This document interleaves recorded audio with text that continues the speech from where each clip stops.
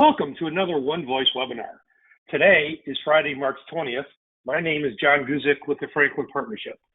With today's webinar, we hope to discuss and answer questions that we received from manufacturers on what to do during this COVID coronavirus, specifically with governors around the country announcing stay-at-home statutes and businesses threatening to be shut down. We hope to specifically answer some few questions of what manufacturers need to do if they want to keep working, if they are producing some of those essential products that keeps America running.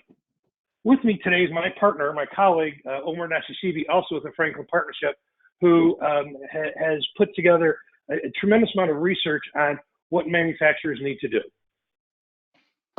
Thank you, John, and I appreciate that. And we'll try to keep it quick. We know that there's a lot of information out there and unfortunately a lot more disinformation. And just to be clear, this is what we'll run through here in just a quick 15 minutes, folks, just to give you an idea of the types of businesses being told to close their doors, why they're being told to do so, and then from moving there, what can we possibly start to expect here in the next steps? Because right now, frankly, there are more questions than there are answers, and that's in large part because of the way our system is structured. The U.S. law gives cities, counties, and states the power to manage their own emergency preparedness.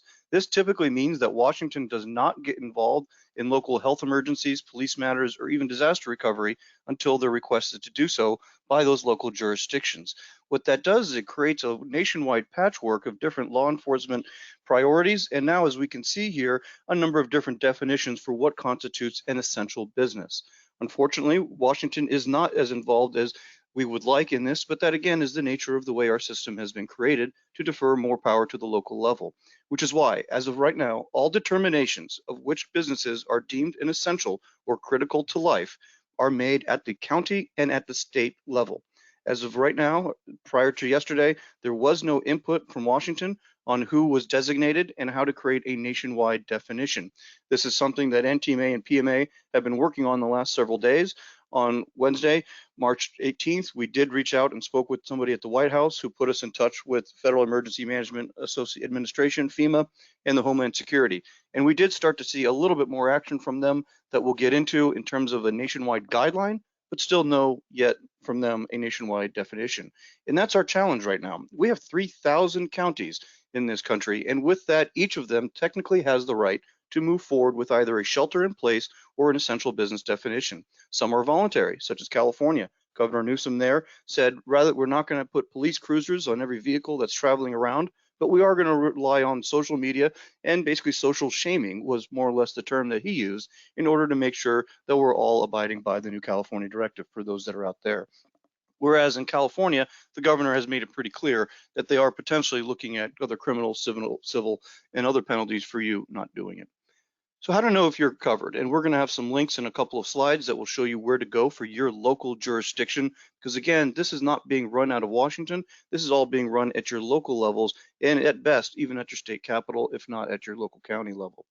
Again, with no nationwide definition, we have no choice but to look to those local governments for additional support that's there. Each county or state that has issued a list or an ordinance has already posted that on their website. They have required to make that public, and most of them have so far. We just got word that Illinois is going to do a shelter-in-place order.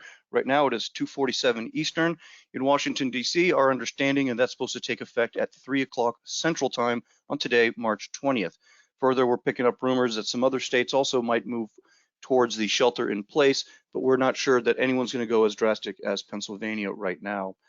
As you can see in California, and we'll show you an example on the next slide of what they did, California only covered manufacturing, supplying medical products. So they did it in such a way where they defined health operations as essential businesses and then stated anyone supplying those essential businesses may remain open. However, even national security, defense manufacturers were not afforded the same ability to remain open. Other industries within manufacturing sector were not identified. In fact, the word manufacturing was not identified at all in California. Further complicating matters, 6 counties, population 6 million people in the state of California have this essential business definition. It does not apply to the entire state because these 6 counties on their own move forward in the vacuum of the state and national level. And so that's some of the challenge that we've seen there.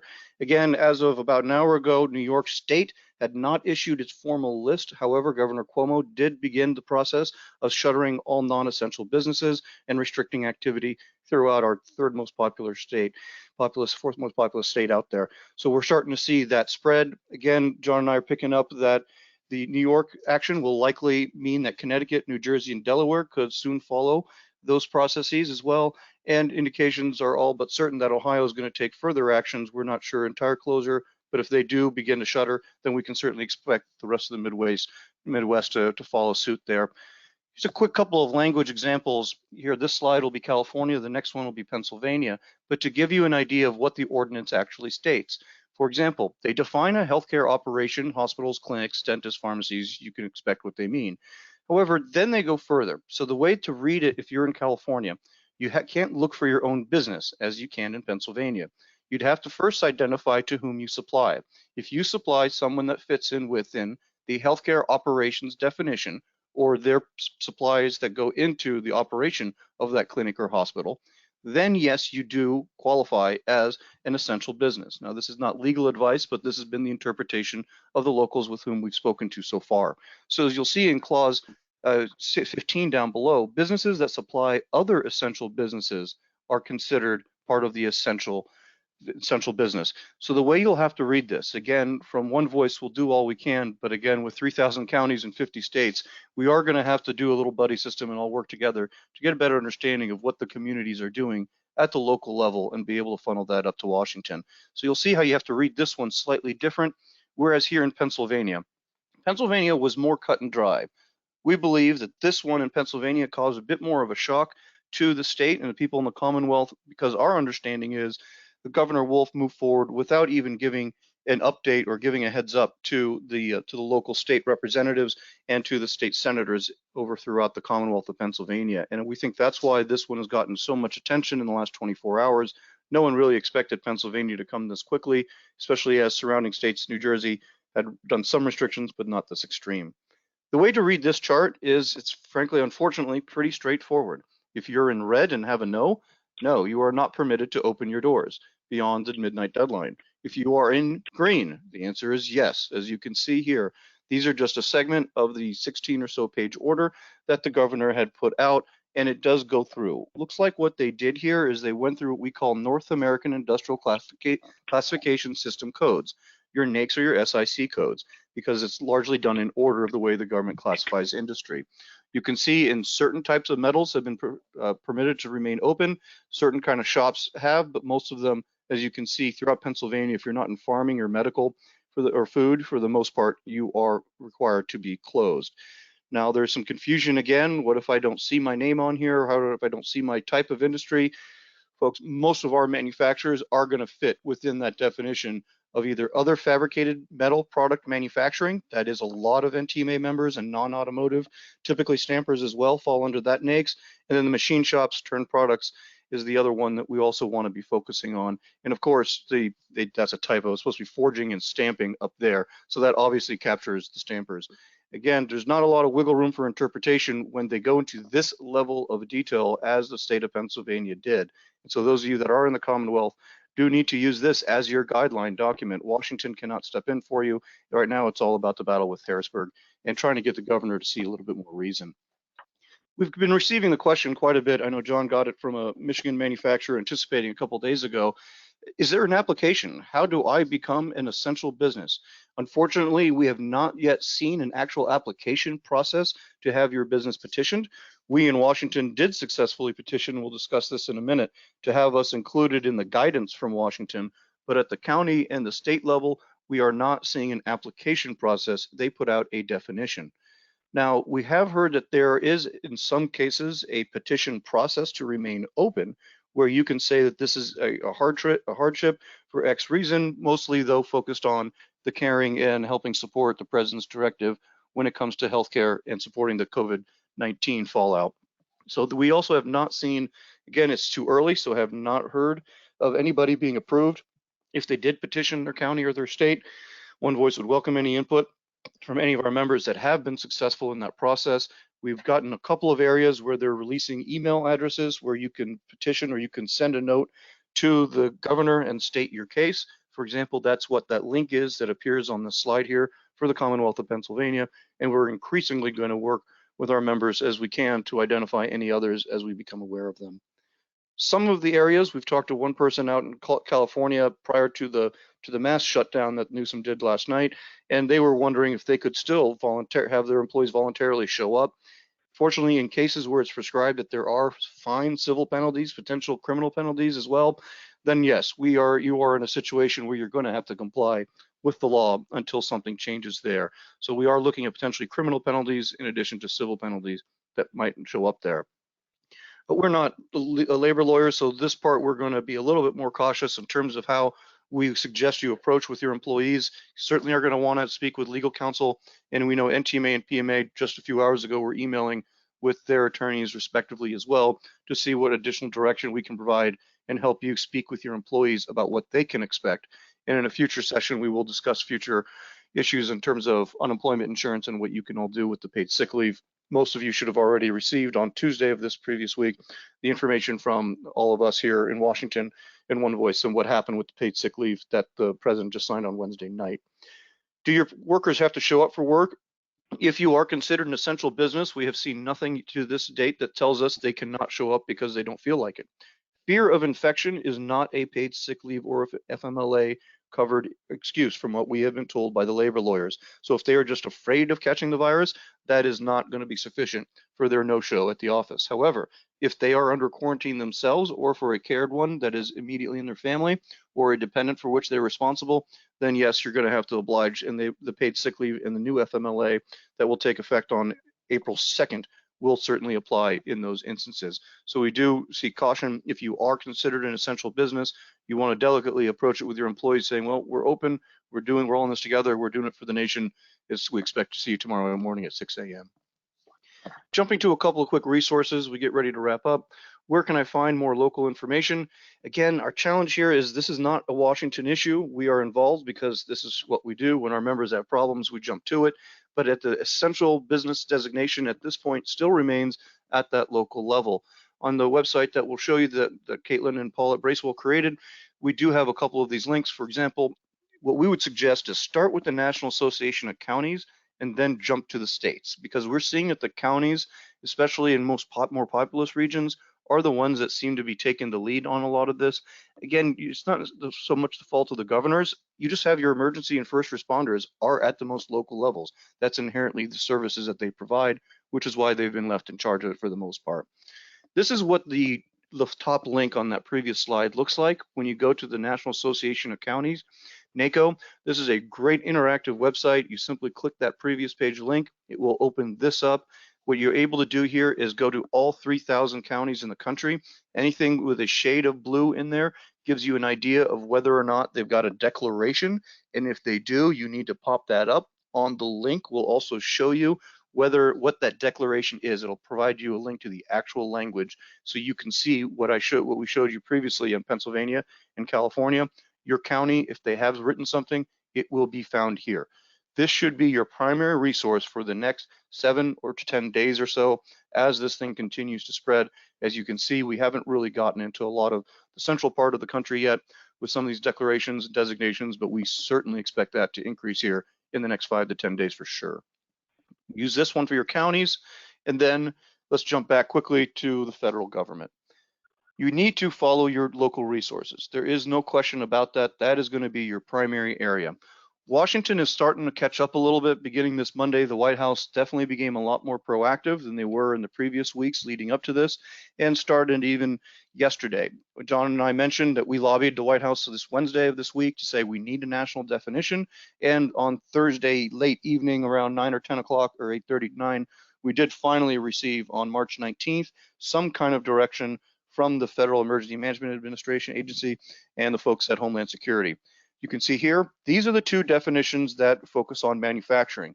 I believe that you can see that John and I think we were pretty successful in covering virtually all of our members. Yes, there might be some in here that are in lawn and garden or toys or sporting goods that may not be fully covered as critical manufacturing, but we do believe between the definition that the federal government has provided for critical manufacturing or a defense industrial base, we do in fact cover most of our members. So you're taking a look at these definitions here. We are pretty happy. We think we were successful. Washington did step up and do something. However, this is not a mandate.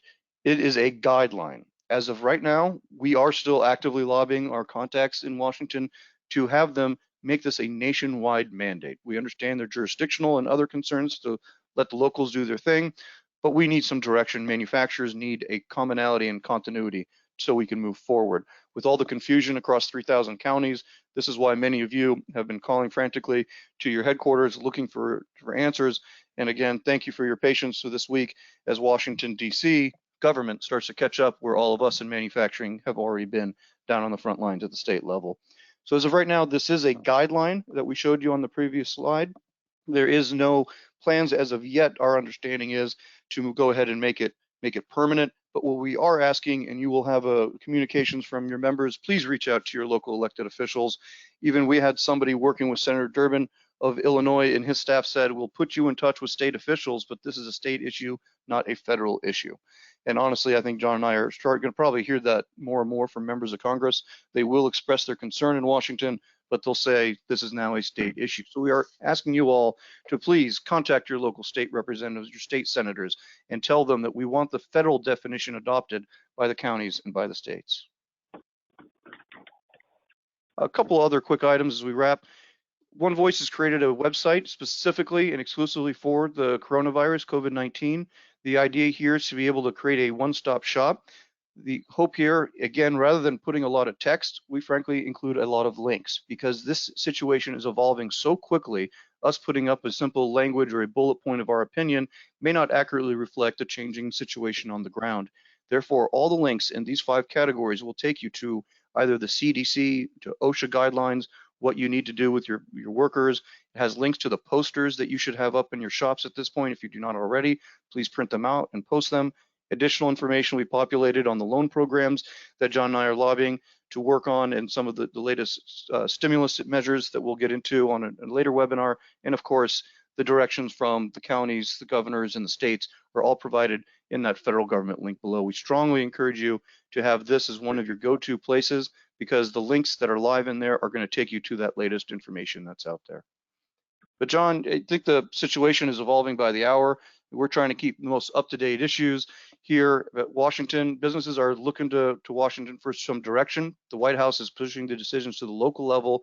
We have been in close contact with the White House and people on Capitol Hill in this ever-changing situation. I mean, John, we did submit some recommendations, at least on the stimulus, for what we can do next. Yeah, so to Omar's point, thank you very much, Omar. That was very good. And a couple of highlights that I want to touch on to reconfirm what Omar said. You know, reach out to, use the link to the National Association of Counties website, but also reach out to your state rep, your state senators, or your county commissioner, and communicate with them, you know, the need to stay open. Second thing is, you know, that map is so cool. It's interactive, and it's a really easy way to figure out, you know, what your jurisdiction is doing. Then the third thing on this new sick leave policy, you know, there's a number of specific definitions that Omar talked about. You need to take care of a child, you need to be under quarantine, but essentially, just because you think you have the flu is not a reason to qualify for sick leave. You basically need doctor's orders. So those are some 3 points. Moving forward, the Congress, so bipartisanship is broken out in Washington. And just as Omar mentioned last week, or this week, the president signed a bill to provide assistance to troubled industries. There's another round of, some would call it a bailout, some would call it a economic, you know, inducement legislation that the Senate is taking up. It'll eventually go back to the House, which will provide more funding for troubled industries, specifically the airline, the hospitality industry and such. But there's also going to be some tax provisions, some grant provisions that we have been advocating for, so that, I mean, what we've heard loud and clear from our manufacturers is, you know, having access to capital is most important during this fiscal crisis. And we've heard you loud and clear. We did a quick survey of PMA and NTMA members and heard loud and clear that we will continue to advocate for access to capital to deal with this important crisis. So thank you very much for you tuning in. Remember the website, onevoiceinfo.org, onevoiceinfo.org. Thank you all.